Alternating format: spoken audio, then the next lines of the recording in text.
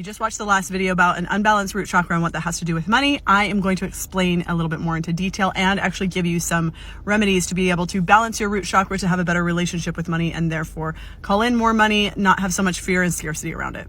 Shout out to my sweatshirt that says stay grounded. Because the root chakra is all about grounding. I was like, wow, isn't this poetic? I'm wearing this sweatshirt.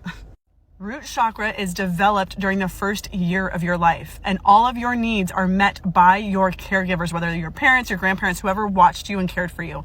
Now, you don't have to, and your parents could have done all that they possibly could have. They could have been the best parents possible. But as a child, you still have all of the emotions, you still have all of the needs. And as a child who is 1 and nonverbal, up to 1, you can only express so much, right? You don't have any words to describe things, and you don't have any concepts or ways in which to relate things to.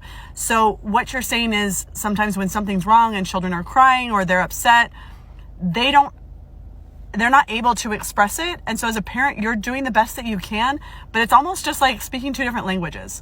So this is nobody's fault. Everybody has conditioning. Everybody has what I call small t trauma, or it's kind of going around of everybody has trauma, and they do.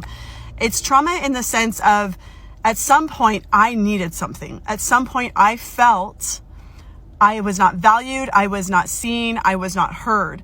And in that, if I was not able to express it and really move through it, which often you're not because you don't know anything of these things yet because you're young, you internalize them, which then develops what we often think is our personality. So it's not necessarily your personality. A lot of these things are coping mechanisms, just like the way that you view money, whether you hoard it, avoid it, or are scared that it's always leaving you. You may have experienced something at some point in your life.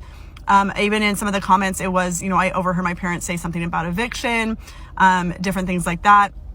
Or that, saying things like, well, it's expensive, we can't afford it. Even if you didn't have, again, you could be nonverbal and still what you're doing as a child is you pick up on energy. Children walk into a room or an adult walks into the room and the child notices when people are in a good mood or a bad mood. You'll see the child behave, and this is proven in science. So then translating into adulthood is your feelings and perceptions around money are that it's never enough, that I either have to hold on to it or it's always leaving me. So I need to just spend it all because we're never going to get it again. And then you kind of keep in this cycle.